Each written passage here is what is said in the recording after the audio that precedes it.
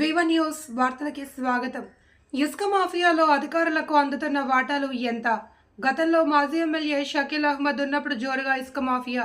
ఈ ఎన్నికల్లో గెలిచిన ఎమ్మెల్యే సుదర్శన్ రెడ్డి హయాంలో కూడా మొదలవుతున్న ఇసుక మాఫియా. గతంలో ఇసుక మాఫియాదారులు రెచ్చిపోయారు, మళ్ళీ రెచ్చిపోతున్నారు. వీరి ఆగడాలకు కళ్ళం లేదా? ఎమ్మెల్యే సుదర్శన్ రెడ్డి ఎంత చెప్పినా ఇసుక మాఫియాదారులు రెచ్చిపోతున్నారు. సుదర్శన్ రెడ్డి ఎమ్మెల్యే ఆదేశాల బేఖాతరు చేస్తున్నారు.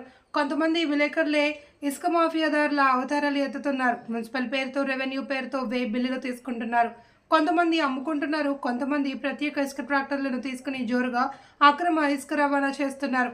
ఇసుక మాఫియాలో కొంతమంది విలేకరులు కూడా పాత్రధారులు, సూత్రధారులు అవుతున్నారు అని విలేకరులు, రెవెన్యూ, పోలీస్ అధికారులు, ఇతర అధికారుల అండదండలతో రెచ్చిపోతున్న ఇసుక మాఫియాదారులు అంటూ ప్రజల ఆరోపణలు. బోధన్ నిజామాబాద్ జిల్లా బోధన్ నియోజకవర్గం సాలూరా మండలంలోని సిద్దాపూర్, హుంసా, మందర్న, కల్దుర్తి గ్రామాలతో పాటు మంజీరా సరిహద్దు ప్రాంతాల్లో ఉన్న గ్రామాల నుండి ఇసుక ప్రతిరోజు ఎలాంటి అనుమతులు లేకుండా అక్రమంగా పగలు రాత్రి అనే తేడా లేకుండా జోరుగా తరలుతుంది అని, వీటిని ఇసుక మాఫియాదారులు విక్రయాలు చేసినా భారీగా సొమ్ము చేసుకుంటూ వాల్టా చట్టాన్ని తూట్లు పడుస్తున్నారని, మరోవైపు ప్రభుత్వ ఆదాయానికి గండి కొడుతున్నారని ప్రజలు ఆరోపిస్తున్నారు.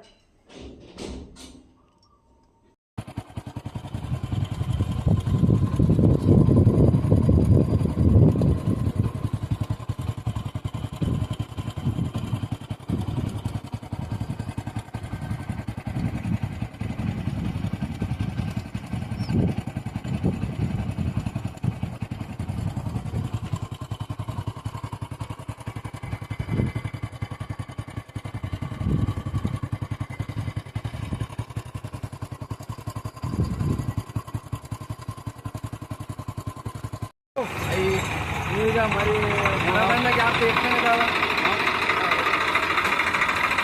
ఉందా ఉందా